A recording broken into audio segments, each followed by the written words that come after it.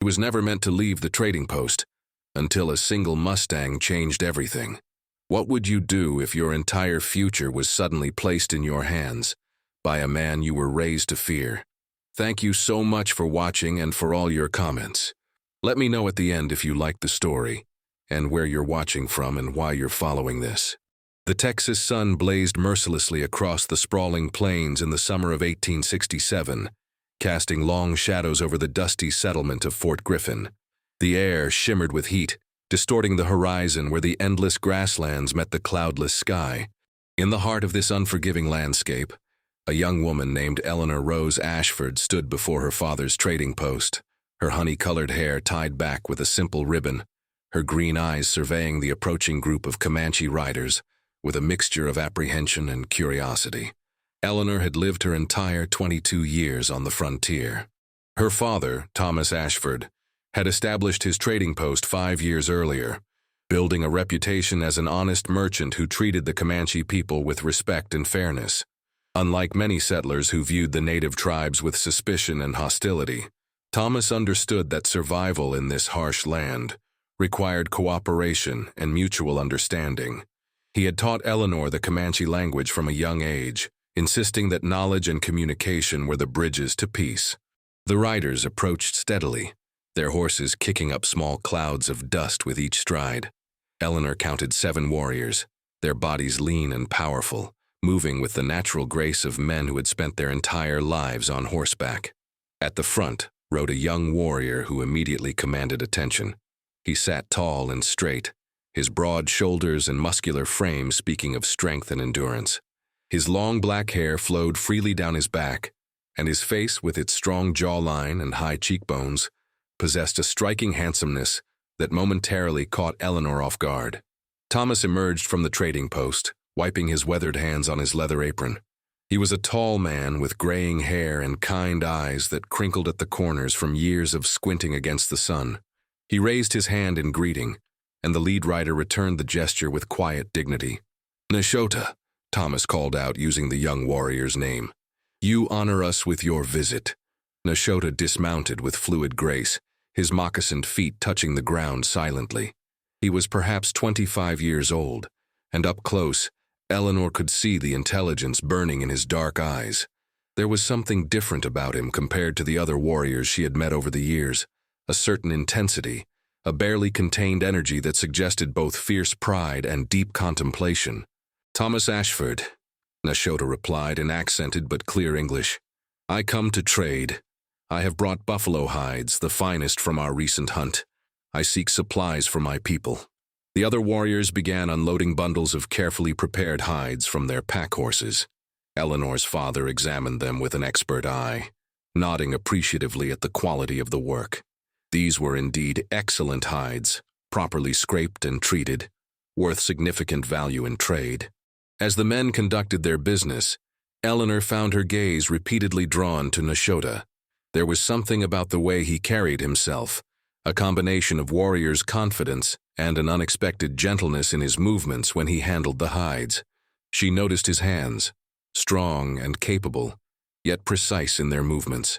When his eyes briefly met hers, she felt an unexpected jolt, a strange recognition that both startled and confused her. "Eleanor," her father called, "please bring out the flour and coffee we discussed." She nodded and retreated into the cool dimness of the trading post.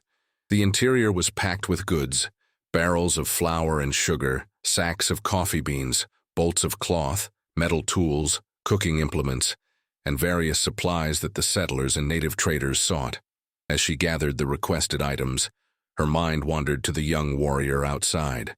She had seen many Comanche men over the years, but none had affected her quite like this. When she returned, carrying a heavy sack of flour, Nashota stepped forward and took it from her hands before she could protest. Their fingers brushed briefly, and Eleanor felt warmth spread across her cheeks. Up close, she could see the fine details of his face, the proud set of his mouth, the slight scar above his left eyebrow, the way his eyes seemed to hold entire stories untold. "You are strong for a woman," he said, his voice low and measured. It was not mockery but observation, perhaps even a compliment. "Frontier life requires strength from everyone, Eleanor replied, meeting his gaze directly. Man or woman? A flicker of something, respect, perhaps, or interest, crossed his features. He set the flower down carefully with the other goods being prepared for trade. The negotiations continued under the scorching sun.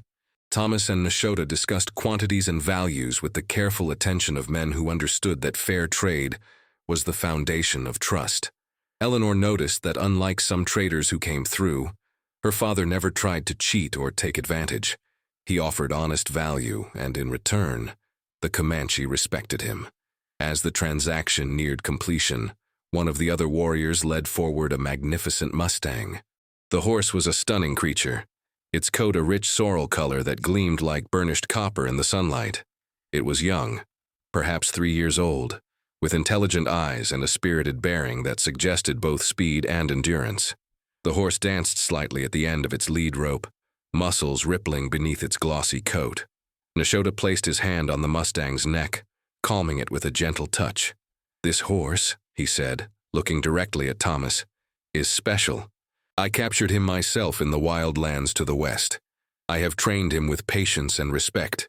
He is fast as the wind, strong as the buffalo, and brave as the eagle. He is worth much." Thomas examined the Mustang with an expert eye, running his hands along its legs, checking its teeth, observing its temperament. Eleanor watched her father's face light up with appreciation. She knew horses well enough to recognize that this animal was indeed exceptional, the kind of horse that could mean the difference between life and death on the harsh frontier. "He is magnificent," Thomas admitted, "but I have already given you fair value for your hides. What more do you seek for this horse?" Nashota was silent for a long moment, his dark eyes moving from Thomas to Eleanor and back again. When he spoke, his words fell into the hot afternoon air like stones into still water. "I seek a wife," he said simply. "My people believe that a man should marry, should have a family to protect and honor. I have proven myself as a warrior and a hunter, but I do not wish to marry within my tribe. I wish for something different, something that might build a bridge between our peoples." He paused, and then his gaze settled fully on Eleanor. "I offer this Mustang in trade for your daughter. She will be treated with honor, given a place of respect in my lodge. She will want for nothing." The silence that followed was absolute. Eleanor felt as though the earth had shifted beneath her feet. Her heart pounded so loudly she was certain everyone could hear it. She looked at her father, whose face had gone pale with shock, then back at Nashota, whose expression remained calm and serious. "You cannot be serious," Thomas finally managed, his voice strained with disbelief and rising anger.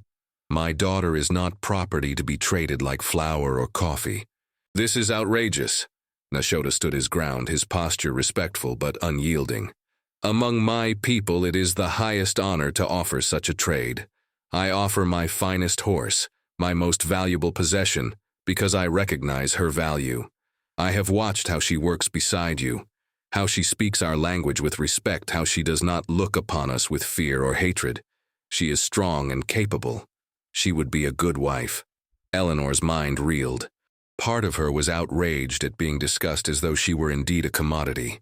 Yet another part, a part she barely understood, was strangely moved by the solemnity of his offer, by the respect implicit in his words. This was not some crude proposition, but a formal offer made according to his culture's traditions. "Mr. Nashota," Eleanor heard herself say, surprised by the steadiness of her own voice. "While I understand this may be customary in your culture, in mine, a woman chooses her own husband. I am not my father's property to give away, not for a horse or anything else." Nashota turned his full attention to her, and she felt the weight of his regard. "Then I ask you to choose," he said quietly. "Come to my village. Spend time among my people. See how we live. Learn our ways as you have learned our language. If, after one moon cycle, you wish to return to your father, I will bring you back myself on this very Mustang, and ask nothing in return. But if you choose to stay, to become my wife, you will be honored among my people as few women are." The proposition hung in the air like smoke from a campfire, impossible to ignore and equally impossible to fully grasp. Thomas Ashford's face had transformed from pale shock to a deep crimson, his hands clenching and unclenching at his sides as he struggled to contain his emotions. Eleanor could see the war raging within her father, his desire to protect her battling against his respect for Comanche customs, and his understanding that an outright refusal could damage years of careful relationship building. "This is madness," Thomas said, his voice tight with controlled fury. "Eleanor, go inside. Now." But Eleanor remained rooted to the spot, her mind racing through possibilities she had never considered before. Life at the trading post had become predictable, almost monotonous. The few unmarried men who passed through were either rough frontiersmen with no interest in settling down, or soldiers stationed at the fort who viewed her as beneath their station. The idea of remaining here, growing old, helping her father manage inventory and negotiate trades, suddenly seemed suffocating. "Father," she said softly, placing a hand on his arm, "may I speak with you privately?" Thomas looked at her as though she had sprouted a second head, but after a moment, he nodded curtly. They withdrew several paces from the Comanche warriors, speaking in low, urgent tones. "You cannot possibly be considering this," Thomas hissed, his eyes wide with disbelief. "These are wild lands, Eleanor. His people are at war with our people. You could be killed or worse. I brought you to this frontier to build a better life, not to trade you away like a sack of grain." Eleanor met her father's gaze steadily, surprised by the clarity she felt. "You taught me to respect the Comanche, Father. You taught me their language, their customs. You always said that understanding between peoples was the only path to peace. How can I claim to understand them if I refuse to even consider learning their ways more deeply?" "Understanding and living among them are entirely different things," Thomas countered, his voice cracking slightly. "You are all I have left since your mother passed. I cannot lose you, too." The mention of her mother sent a pang through Eleanor's heart. Sarah Ashford had died 3 years earlier from fever, leaving a void that had never quite been filled. Eleanor knew her father's protectiveness came from a place of love and fear, but she also knew that she could not make her decisions based solely on his fears.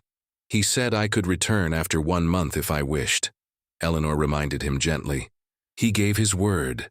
And you always told me that a Comanche warrior's word is sacred, that they value honor above all else." Thomas ran his hands through his graying hair, a gesture of frustration and helplessness. "And if you choose not to return? If you decide to stay with them?" Eleanor was quiet for a long moment, searching her own heart for an answer. "Then I will have made that choice freely, as a woman grown. Is that not what you and Mother always wanted for me? The freedom to choose my own path?" Her father's shoulders sagged slightly, the fight draining out of him. He looked old suddenly, worn down by years of frontier hardship and the prospect of losing his only child. When he finally spoke, his voice was heavy with resignation and worry. "If you do this, if you truly wish to go, then I have conditions," Thomas said, turning back toward Nashota. The young warrior stood exactly where they had left him, patient and still as a statue, his dark eyes missing nothing. "My daughter will not go alone. I will accompany her to your village, and I will remain nearby for the entire month. If at any point she wishes to leave, if she is mistreated in any way, I will take her immediately." Nashota considered this for a moment, then nodded slowly. "This is acceptable. You may set up your camp at the edge of our village. You will be under our protection as our guest. No harm will come to either of you while you are among us." One of the other warriors, an older man with streaks of gray in his long hair, spoke rapidly in Comanche to Nashota. Eleanor caught enough of the words to understand his concern. Bringing a white man into their village was dangerous, potentially dividing the tribe. Nashota responded with calm authority, his tone brooking no argument. The older warrior fell silent, though his expression remained troubled. "We leave at dawn tomorrow," Nashota announced. "Bring only what you need. The journey to our village takes 2 days on horseback. The land is rough, and the sun is harsh. Can you ride well?" Eleanor lifted her chin. "I have been riding since I was 6 years old. I can keep pace." For the first time, something that might have been a smile touched the corners of Nashota's mouth, so brief that Eleanor almost missed it. Good. A wife should be strong and capable. You will need both strength and capability in the days ahead. The rest of the afternoon passed in a blur of activity. Thomas and Nashota completed their original trade, and the Comanche warriors departed with their goods, promising to return at first light. Eleanor and her father spent the remaining hours of daylight preparing for the journey, packing supplies, and closing up portions of the trading post. Thomas hired a neighboring settler to watch over the store in their absence, a grizzled former cavalry scout named Benjamin, who asked no questions but whose knowing look suggested he understood more than was being said. That night, Eleanor lay awake in her small room, staring at the rough wooden beams of the ceiling. Moonlight streamed through her window, painting everything in shades of silver and shadow. Fear and excitement warred within her, creating a tumultuous storm of emotions. What was she doing? Was she brave or foolish? The face of Nashota kept appearing in her mind. Those intense dark eyes, the proud bearing, the unexpected gentleness in his strong hands. She thought about the way he had looked at her, not with the dismissive glances she received from most men in the settlement, but with genuine interest and respect. He had offered his most prized possession for the chance to know her, to make her his wife. In a strange way, it was perhaps the most romantic gesture anyone had ever made toward her, even if it had been framed in the language of trade and tradition. Sleep finally claimed her in the early hours before dawn, and she dreamed of running across endless plains on the back of a copper-colored Mustang, her hair streaming behind her like a banner, free and wild and utterly alive. The sun had barely crested the eastern horizon when the sound of hoofbeats announced the return of Nashota and his warriors.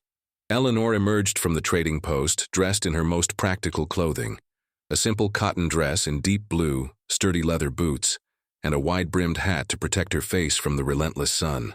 She carried a small bag with her essential belongings, having heeded Nashota's advice to travel light. Thomas was already outside, 2 horses saddled and ready. His face was drawn and pale, as though he had not slept at all. Eleanor knew this was tearing him apart, but she also saw the resignation in his eyes. He would not stop her, even though every instinct he possessed screamed at him to do so. Nashota dismounted and approached them, his movements economical and purposeful. In the clear morning light, Eleanor noticed details she had missed before: the intricate beadwork on his buckskin leggings, the eagle feather tied into his hair, the way he moved with absolute confidence in his body and his place in the world. "You are ready," he observed, his eyes taking in her practical preparations with approval. "I am," Eleanor confirmed, her voice steady despite the butterflies dancing in her stomach. Nashota gestured to the magnificent sorrel Mustang, which one of the other warriors had brought forward. "This is Tokala. It means fox in my language, for he is clever and quick.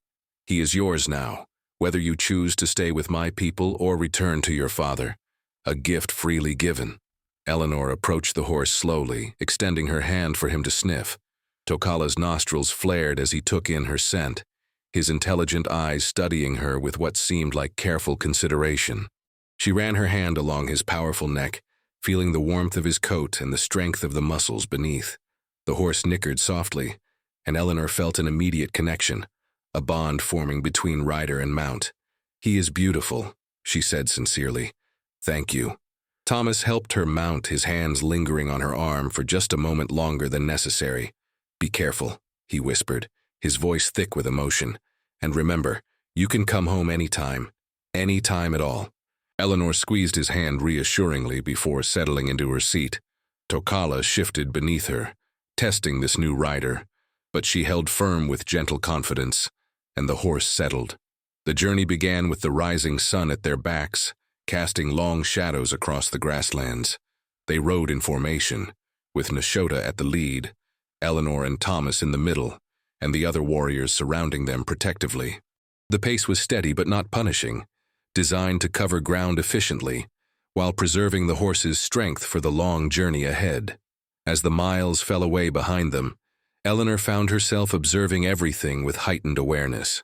The way the grass rippled in the wind like waves on an ocean, the cry of hawks circling high overhead, searching for prey, the play of light and shadow across the rolling hills that stretched endlessly in every direction. This land was beautiful in its starkness, demanding respect and offering no mercy to those who underestimated its challenges. Around midday, they stopped to rest the horses and take water from a clear stream that cut through a shallow valley. Nashota approached Eleanor as she knelt by the water, filling her canteen. "You ride well," he said, crouching beside her. Many white women would have complained of tiredness by now, or demanded we stop more frequently. Eleanor glanced at him, noting the approval in his tone. "Complaining would not make the journey shorter or easier. I chose to come. I will endure what comes." He studied her face for a long moment, and Eleanor felt that same strange electricity she had experienced when they first met. Up close, she could see the fine lines at the corners of his eyes, marks of a man who spent his days squinting against sun and wind. His hands, as he cupped water to drink, were scarred from years of hunting and fighting and surviving. "You are different from what I expected," Nashota said quietly, his voice barely audible over the gurgling of the stream. "When I first saw you at your father's trading post many moons ago, I thought you were merely another settler woman, soft and afraid. But I watched you work, saw your strength, heard you speak my language with respect. I knew then that you were special." Eleanor felt warmth spread through her chest at his words. "You have been watching me?" "Yes," he admitted without shame or hesitation. "Each time I came to trade, I observed you more carefully. I saw how you treated my people with dignity, how you did not flinch or recoil when we entered your father's store. I saw intelligence in your eyes and courage in your bearing. These are the qualities I seek in a wife, in the mother of my children." The directness of his statement should have shocked her, but instead, Eleanor found it refreshing. There was no pretense with Nashota, no games or false courtesies. He spoke his truth plainly and expected the same in return. "What if I am not what you hope?" Eleanor asked, voicing the fear that had been growing within her. "What if, after this month, you find that I cannot adapt to your ways, that I am too different?" Nashota's expression softened slightly, and he reached out to touch her hand where it rested on her knee. The contact sent shivers up her arm, and she did not pull away. "Then we will have learned something valuable. But I do not believe this will happen. I have good instincts about people. My instincts tell me that you and I are meant to walk the same path." Before Eleanor could respond, Thomas approached, his face tight with barely contained concern. Nashota withdrew his hand smoothly and rose to his feet, giving Eleanor's father a respectful nod, before walking back to check on the horses. "Are you well?" Thomas asked, his eyes searching his daughter's face for any sign of distress. "I am fine, father," Eleanor assured him. "Better than fine, actually. I feel alive in a way I have not felt in a long time." Thomas sat down heavily beside her, his weathered face troubled. "I see the way he looks at you, and the way you look at him. Eleanor, promise me you will think carefully before making any permanent decisions. Attraction is powerful, but marriage is forever. Life among the Comanche is harder than anything you have known." Eleanor nodded, understanding her father's worry, even as she felt herself being drawn inexorably toward a future she could not yet fully see. "I promise to think carefully. But father, is it not possible that sometimes the heart knows what the mind has not yet realized? You and mother always told me the story of how you knew within days of meeting that you would marry. Perhaps this is my moment of knowing." The journey resumed, and as the afternoon sun climbed toward its zenith, the landscape began to change. The grasslands gave way to more rugged terrain, with rocky outcroppings and scattered groves of cottonwood trees. They passed evidence of buffalo herds, deep trails worn into the earth and scattered bones bleaching white under the relentless sun. Eleanor spotted antelope in the distance, their white rumps flashing as they bounded away from the approaching riders. As evening approached, they made camp in a protected hollow near another stream. The warriors worked with practiced efficiency, gathering wood for a fire, tending to the horses, and preparing a simple meal of dried meat and cornmeal cakes. Eleanor insisted on helping despite the warriors' initial reluctance, and she noticed Nashota watching with approval as she worked alongside them, without complaint. That night, as stars began to appear in the darkening sky like scattered diamonds, Nashota came to sit beside Eleanor near the fire. Thomas had positioned himself deliberately between them, but the older man's eyes were already drooping with exhaustion from the day's ride. "Tomorrow we will reach my village," Nashota said, his voice low and intimate in the firelight. I must warn you that not everyone will welcome you with open arms. There are those among my people who have suffered at the hands of white settlers, who have lost family and friends to your soldiers. They will see you as the enemy, regardless of your intentions. Eleanor absorbed this information soberly. And how should I respond to their hostility? With patience and dignity, Nashota replied. Show them through your actions that you are different, that you wish to learn and understand, rather than judge and condemn. It will not be easy, but I believe you have the strength to endure. Why is this so important to you? Eleanor asked suddenly. Why seek a wife from outside your tribe? Surely there are Comanche women who would gladly marry a warrior of your standing. Nashota was silent for a long moment, staring into the dancing flames. When he finally spoke, his words carried the weight of deep conviction. I have seen too much death, too much hatred between our peoples. I believe that if we are to survive, we must find ways to build bridges rather than walls. A marriage between a Comanche warrior and a white woman who respects our ways. Such a union could be a symbol of hope, proof that understanding is possible. Eleanor felt tears prick at her eyes, moved by the idealism and courage in his words. That is a heavy burden to place on a marriage. Perhaps, Nashota acknowledged, but I also seek you for myself, not just for the symbol you might represent. I want a partner who challenges me, who sees the world differently than I do. I want a wife who is strong enough to stand beside me, not behind me. I believe you could be that woman. The next morning dawned clear and bright, and Eleanor woke with a sense of anticipation mixed with trepidation. Today she would enter the Comanche village, step fully into a world so different from her own. As they broke camp and resumed their journey, she found herself riding closer to Nashota, drawn by an invisible thread of connection that seemed to strengthen with each passing hour.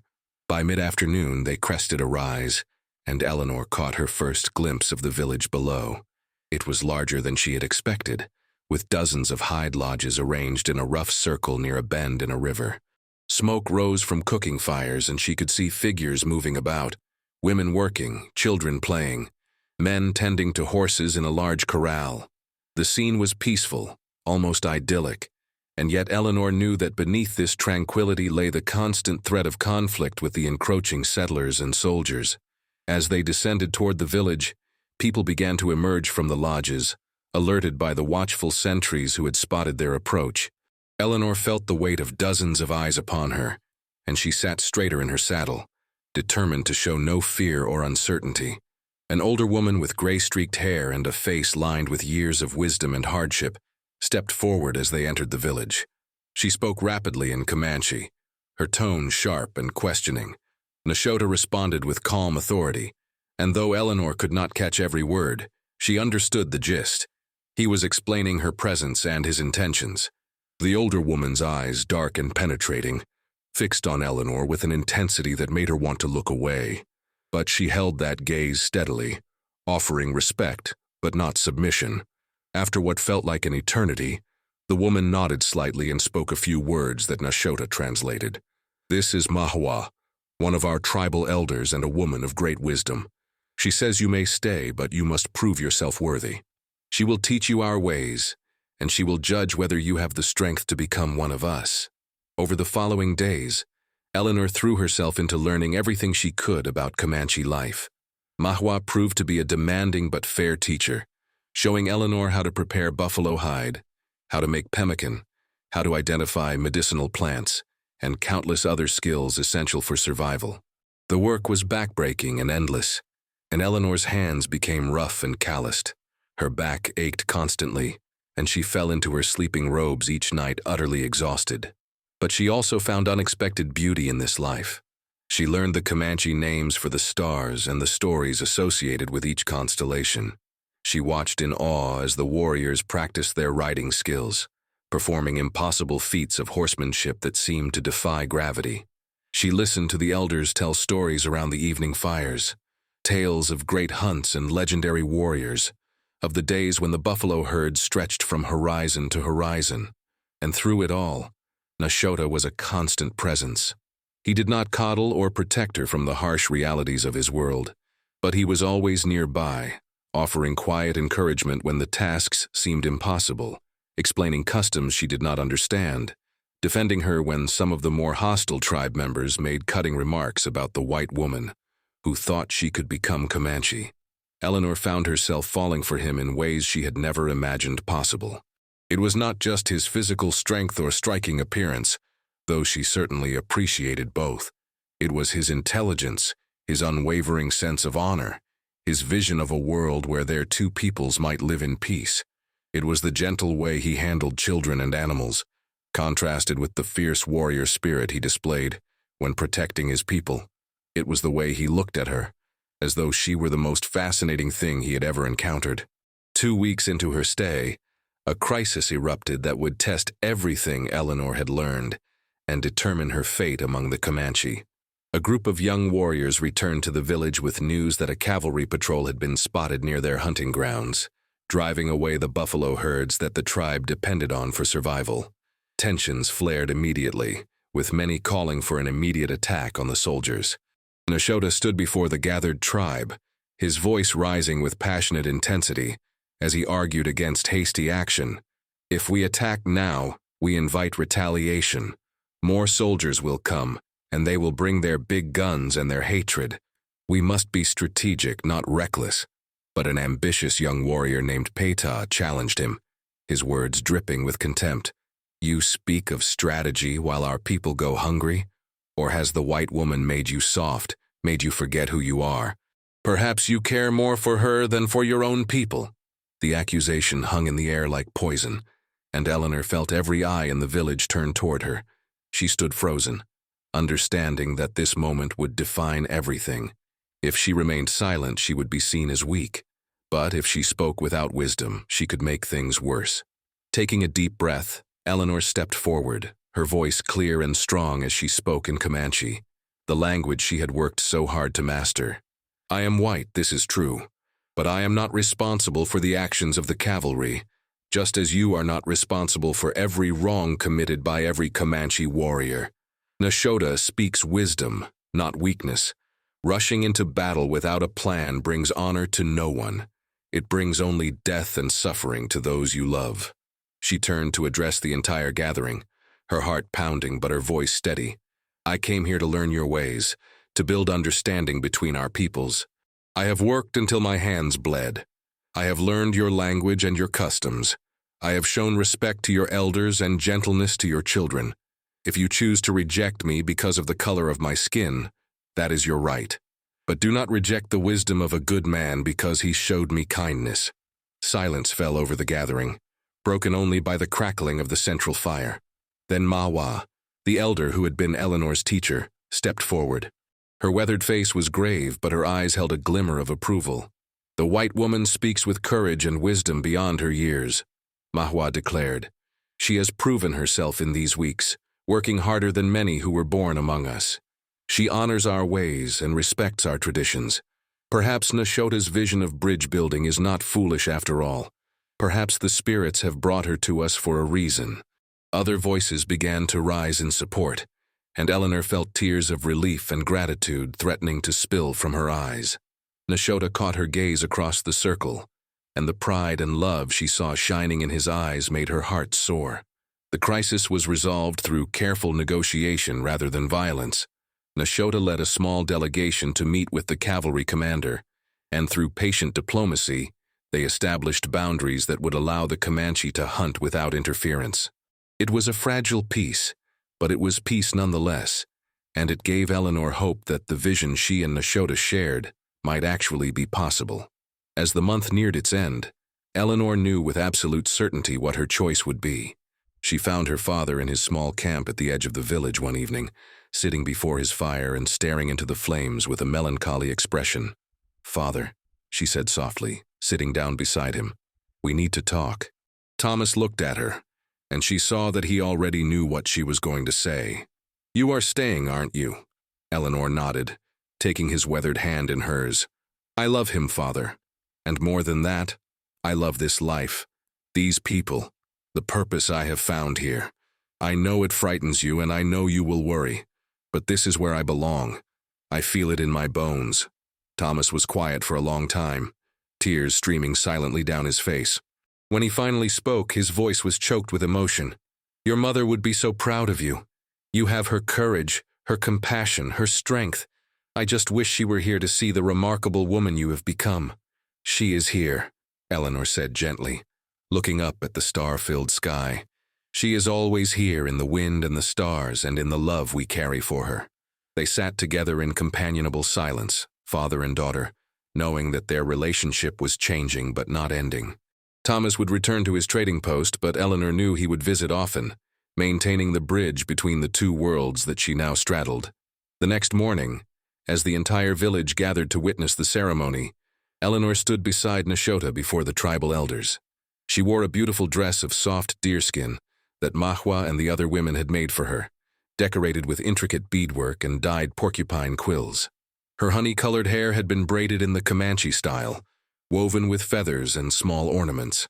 Nashota looked magnificent in his ceremonial clothing, every inch the proud warrior and leader. But when he looked at Eleanor, his eyes were soft with love and wonder, as though he still could not quite believe she was real. The ceremony was beautiful and solemn, blending Comanche tradition with acknowledgement of Eleanor's white heritage. They spoke vows of partnership and commitment, promising to honor each other and work together to build the bridge of understanding they both believed in so deeply. As the sun set over the plains, painting the sky in shades of orange and gold, Nashota took Eleanor's hand and led her to the lodge he had prepared for them. At the entrance, he paused and turned to face her, his expression serious but his eyes dancing with joy. "From this day forward, you are my wife, my partner, my equal," he said softly. "You came to me in trade for a single Mustang, but you have become the light that softened my spirit and opened my heart to possibilities I never dared imagine. Thank you for choosing this path, for choosing me, for believing in our shared vision." Eleanor reached up to touch his face, her fingers tracing the strong line of his jaw. "Thank you for seeing me, truly seeing me, and for showing me a life more full and rich than I ever dreamed possible. I love you, Nashota. I will love you until the stars fall from the sky and beyond." Their first kiss as husband and wife was tender and sweet, full of promise and hope. Around them, the village celebrated with drums and singing, honoring the union that represented not just the joining of two hearts, but the possibility of peace and understanding between two worlds. In the distance, Thomas Ashford watched from his camp, his heart breaking and healing simultaneously. He had lost his little girl, but he had gained something precious too. The knowledge that she had found her place in the world, had chosen her own destiny with courage and conviction, and had found a love worth any sacrifice. As the stars emerged one by one in the darkening sky, Eleanor and Nashota stood together at the threshold of their new life, ready to face whatever challenges lay ahead, strengthened by their love and united in their purpose. The journey that had begun with the trade of a single magnificent Mustang had led them both to something far more valuable, a partnership built on respect, understanding, and a love that transcended the boundaries of culture and tradition. The light that Eleanor brought into Nashota's life burned bright and steady, a beacon of hope for a future where peace might prevail over conflict, where understanding might triumph over hatred, and where two people from different worlds could build a life together based on mutual respect, shared dreams, and enduring love.